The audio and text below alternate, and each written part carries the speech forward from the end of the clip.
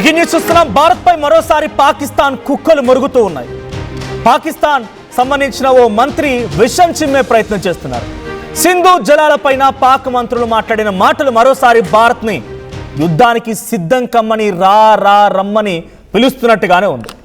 నీటి వాటా తగ్గితే, సింధు జలాల నీటి వాటా తగ్గితే తీవ్ర పరిణామాలు ఉంటాయంటూ హెచ్చరిస్తోంది పాకిస్తాన్.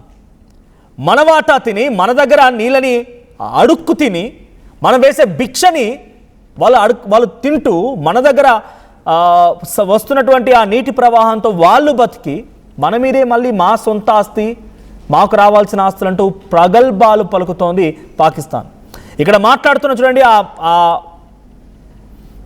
మైక్లో మాట్లాడేటువంటి వ్యక్తి, ఆ మీడియా సమావేశంలో మాట్లాడుతున్నటువంటి వ్యక్తి మసూద్ మాలిక్ వాడు మంత్రి, పాకిస్తాన్లో ఓ మంత్రి.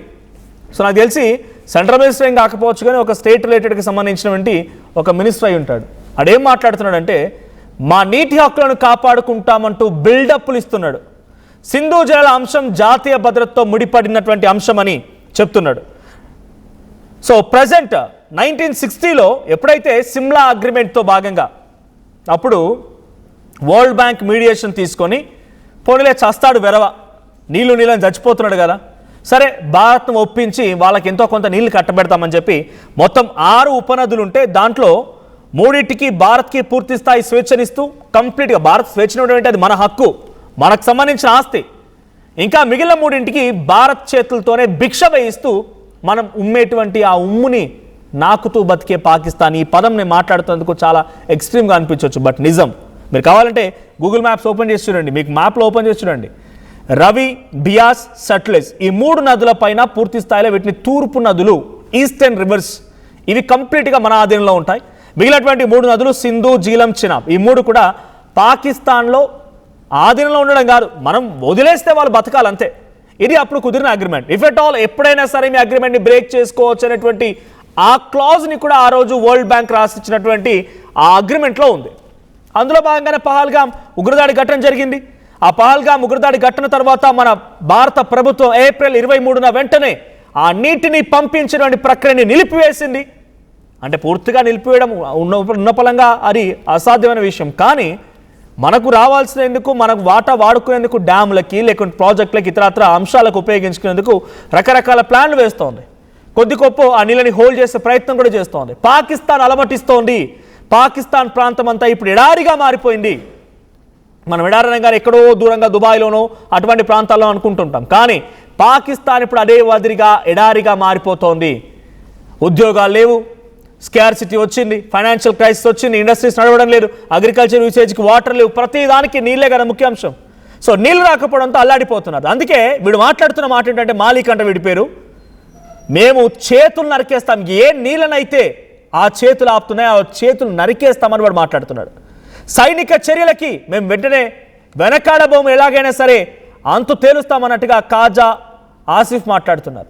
పహల్గామ్ ఉగ్రదాడి ఘటన తర్వాత సింధు జలాల ఒప్పందం రద్దు చేసిన భారత్ ఇక ఒప్పందంతో పాకిస్తాన్ ఎడారిలా మారుతుంటే చుక్క నీరు అందకపోవడంతో దప్పిక తీరక, ఎటువంటి అడుగు ముందు పడక, ఇటువంటి పిచ్చి పిచ్చి ప్రేలాపనలు, పిచ్చి పిచ్చి కారు కూతలు మళ్ళీ పాకిస్తాన్ కూస్తూనే ఉంది.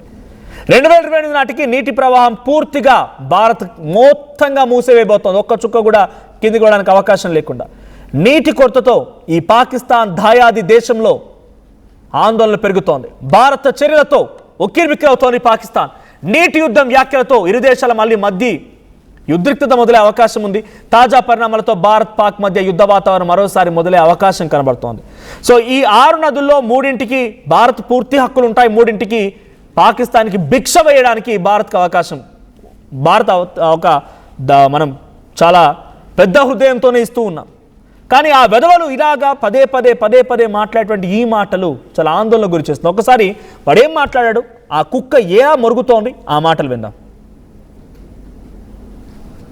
सीसा पिलाई दीवार बनकर खड़े हो गए, कर चुके हैं कि जो हमारे पानी पे हाथ डालेगा हम वो हाथ ही काट देंगे। और सिर्फ ऐलान नहीं कर चुके, 2 मरतबा 1-1.5 साल में दिखा चुके हैं कि अगर किसी ने हाथ डाला तो हम हाथ काट देंगे। लेकिन सवाल इंसाफ का भी तो है, हम तो अपने आप को बचा लेंगे। हमारी तो जो अफवाज हैं उन्होंने 2 मरतबा सीसा पिलाई दीवार बनकर खड़े हो गए और दोनों मरतबा उन्होंने दिखाया कि पानी नहीं, हम तो हवा के ऊपर भी हाथ डालोगे तो तुम्हारा हाथ पकड़ लेंगे। अरे भाई, हम तो मुहर्रम के महीने में बैठे हैं, हमारे यहाँ तो हम तो पहले से कातिल के सामने खड़े होकर हक के लिए जान देने की तो हमारी ट्रेडिशन है और हमारे पास तो ट्रीटी है। मुकदमा हम कल पेश करेंगे, सबके सामने, दुनिया के सामने पेश करेंगे। अभी भी 2 जगह पे करके आए, दोबारा कल पेश करेंगे। ये कर चुके हैं कि जो హాత్ కాటేంగే ఏ నీళ్ళనైతే ఆ చేతులు ఆపుతున్నాయో ఆ చేతులని నరికేస్తామని మాట్లాడుతున్నాడు ఈ బెదవ।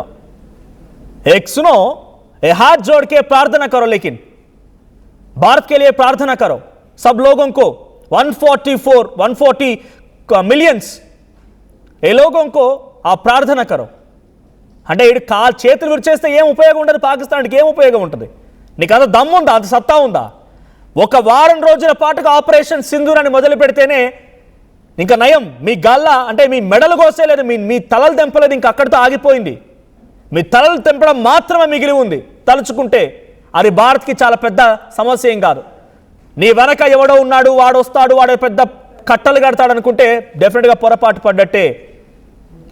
ఆపరేషన్ సింధూర్ కనుక ఇంకొక 4 రోజులు కంటిన్యూ అయి ఉంటే ఈ షహబాజ్ షరీఫ్ వాడు పక్కన కూర్చుంది, వాడు ఆ పరిధిలో ఫారెన్ మినిస్టర్ సంథింగ్ వాడు మినిస్టర్గా ఉన్నాడు, వాడు ఖ్వాజా ఆసిఫ్ వాడు ఏమన్నాడంటే, వాడు కూడా గతంలో ఇదే రకంగా పిచ్చి పిచ్చి మాటలు మాట్లాడుకొచ్చాడు।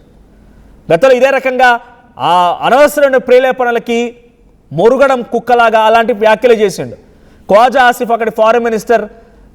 వాడు మాట్లాడిన మాట ఏంటంటే, ఒకవేళ కనుక భారత్ ఆ రోజు మమ్మల్ని వదిలిపెట్టకపోతే, మాకు భిక్ష వేయకపోతే మా ప్రాణాలు పోయేవి, దీనిలో అమెరికా హస్తం కానీ ఇంకో దేశం హస్తం లేదు సీజ్ ఫైర్కి అన్నట్టుగా ఒప్పుకున్నాడు వాడు। మళ్ళీ ఈ పిచ్చి మాటలు, ఈ పిచ్చి ప్రలాపనలు।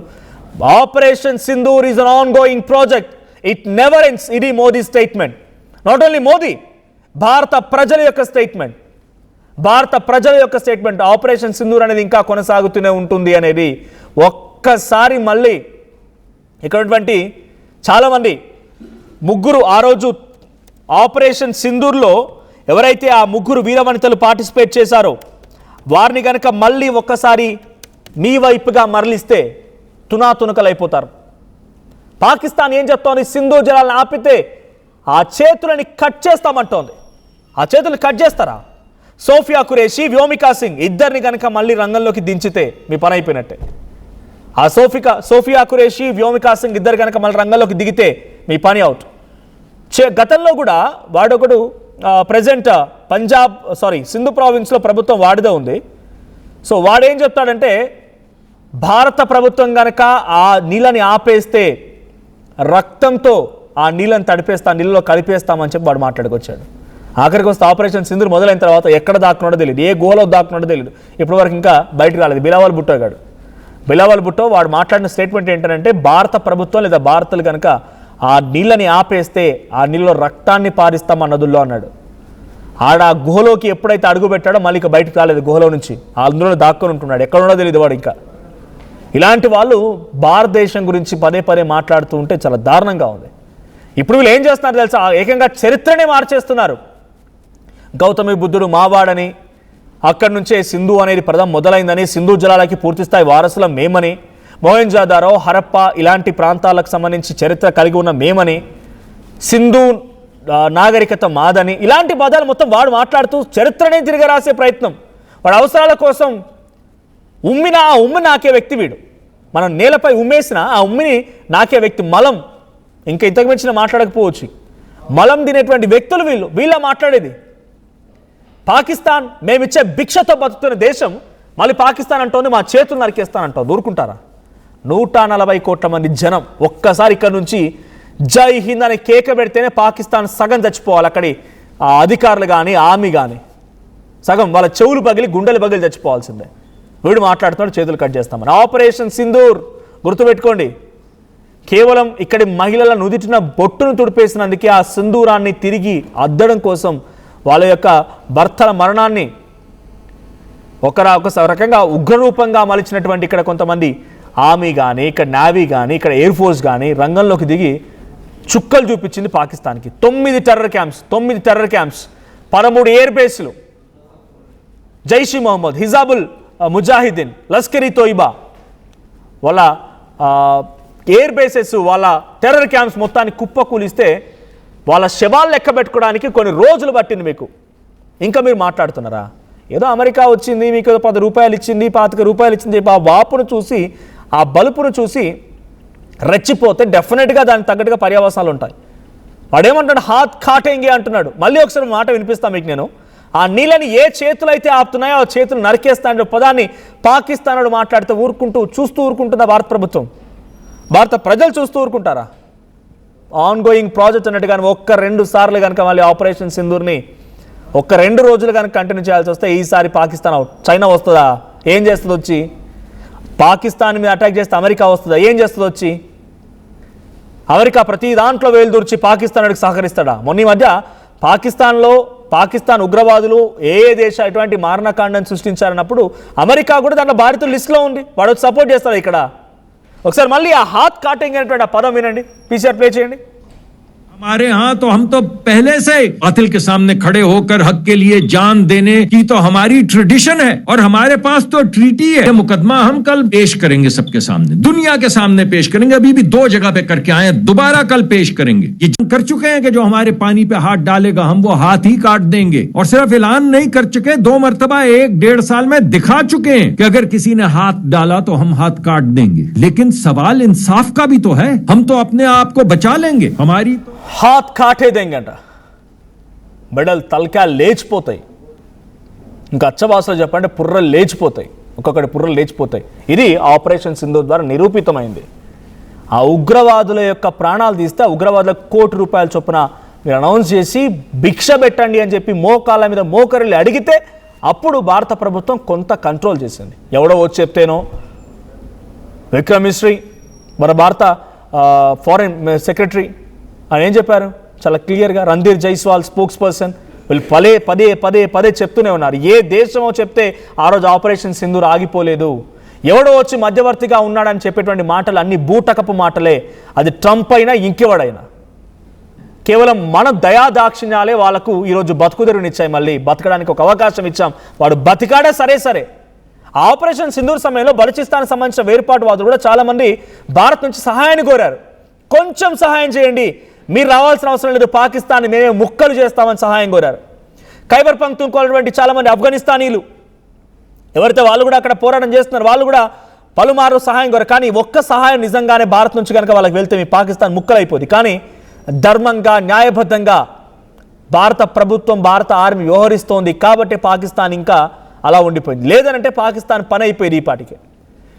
ఇప్పుడు ఆ 2028 తర్వాత ఒక్క చుక్క కూడా తిరిగి నీటిని, ఒక్క చుక్కను కూడా పాకిస్తాన్ వెళ్ళనివ్వకుండా అన్ని రకాలుగా డ్యాములు, పవర్ ప్రాజెక్టులు కట్టేందుకు భారత ప్రభుత్వం సిద్ధమవుతుంటే అల్లాడిపోతున్నాయి, కూసాలు కదులుతున్నాయి ఈ వదవలవి, ఈ ఫాల్తుగాళ్ళవి. అందుకే ఇటువంటి పిచ్చి మాటలు. ఆ రోజు బిలావల్ భుట్టో కూడా వీళ్ళ లెక్కన మాట్లాడు, రక్తాలు బారిస్తామని. ఏమైంది? గోలోకి వెళ్ళి దాక్కొని ఇంకా కూడా బయటకు రాలేదు వాడు.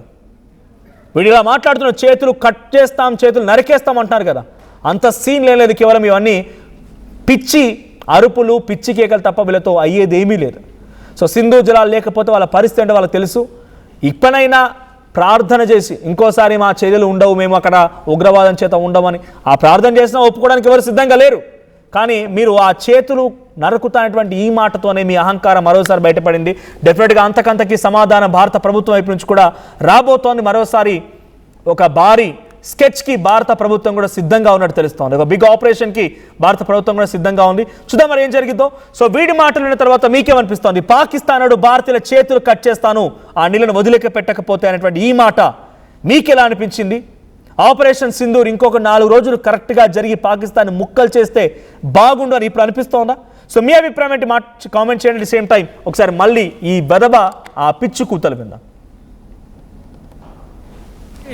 कर चुके हैं कि जो हमारे पानी पे हाथ डालेगा हम वो हाथ ही काट देंगे। और सिर्फ ऐलान नहीं कर चुके, 2 मरतबा 1-1.5 साल में दिखा चुके हैं कि अगर किसी ने हाथ डाला तो हम हाथ काट देंगे। लेकिन सवाल इंसाफ का भी तो है। हम तो अपने आप को बचा लेंगे, हमारी तो जो अफवाज हैं उन्होंने 2 मर्तबा सीसा पिलाई दीवार बनकर खड़े हो गए और दोनों मर्तबा उन्होंने दिखाया कि पानी नहीं, हम तो हवा के ऊपर भी हाथ डालोगे तो तुम्हारा हाथ पकड़ लेंगे। अरे भाई, हम तो मुहर्रम के महीने में बैठे हैं, हमारे यहाँ तो हम तो पहले से बातिल के सामने खड़े होकर हक के लिए जान देने की तो हमारी ट्रेडिशन है और हमारे पास तो ट्रीटी है। मुकदमा हम कल पेश करेंगे सबके सामने, दुनिया के सामने पेश करेंगे। अभी भी 2 जगह पे करके आए हैं, दोबारा कल पेश करेंगे। ये कर चुके हैं कि जो हमारे पानी पे हाथ डालेगा हम वो हाथ ही काट देंगे। और सिर्फ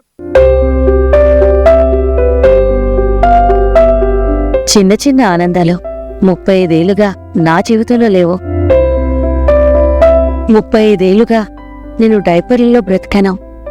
6 సెంటీమీటర్ల ఫిస్టులా నా మూత్రాశయంలో లీకు కారణమైంది. ఎవరూ నాకు సహాయం చేయలేకపోయారు.